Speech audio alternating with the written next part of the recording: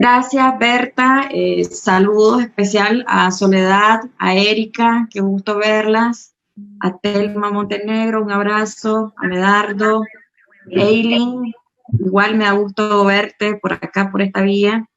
Y bueno, compartirles que como defensores de derechos humanos desde el colectivo hemos venido monitoreando la situación de los asesinatos y de las ejecuciones en el campo.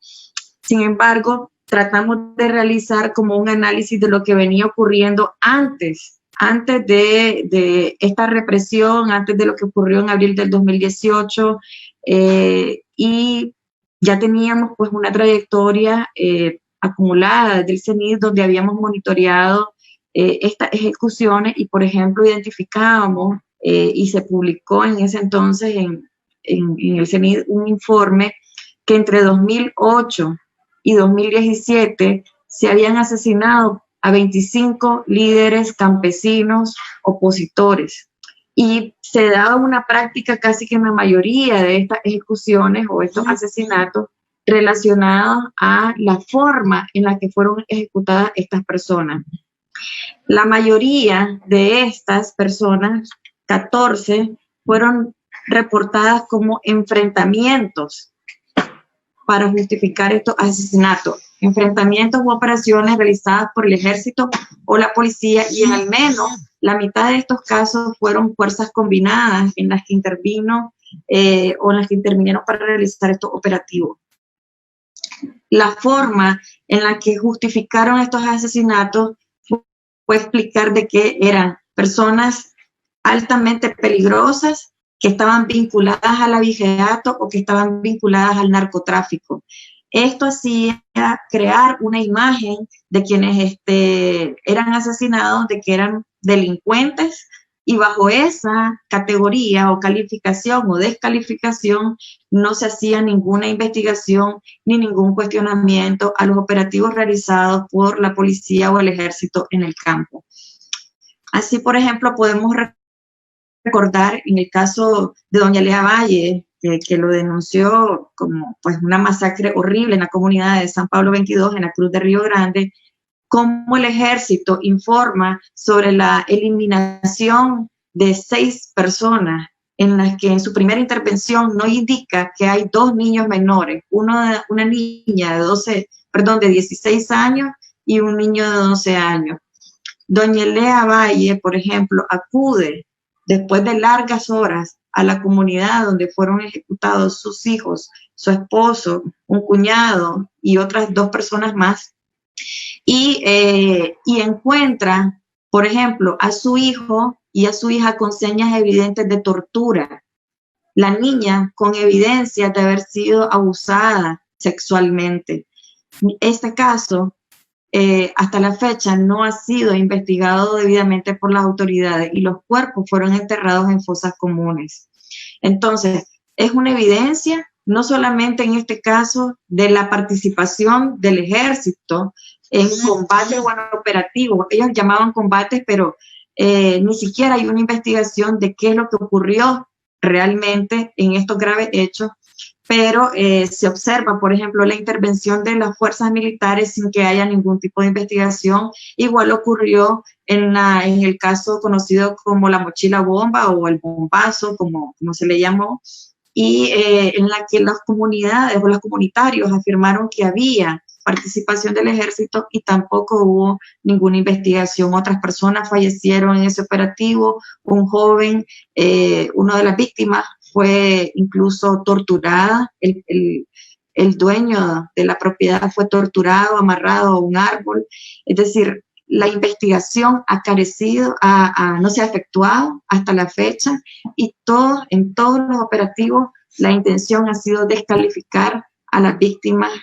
bajo supuesto de ser narcotraficantes o que les ponían armas y eran personas que murieron en combate.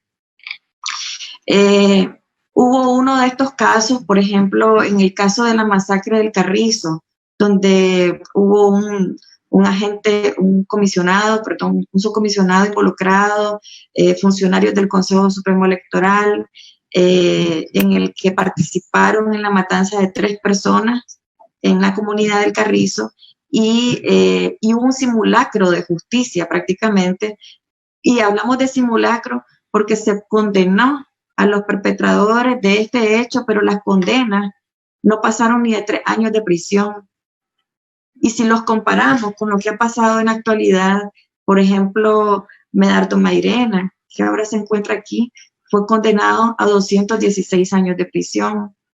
Los involucrados en el caso, por ejemplo, de la masacre de Julio, o condenados pues por ello, y que se encuentran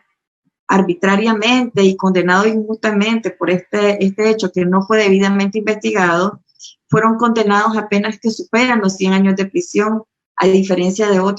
estos otros delitos que no fueron ni siquiera investigados, y en este caso, como el denunciado por doña Irinea, que las penas no pasaron de 3 años.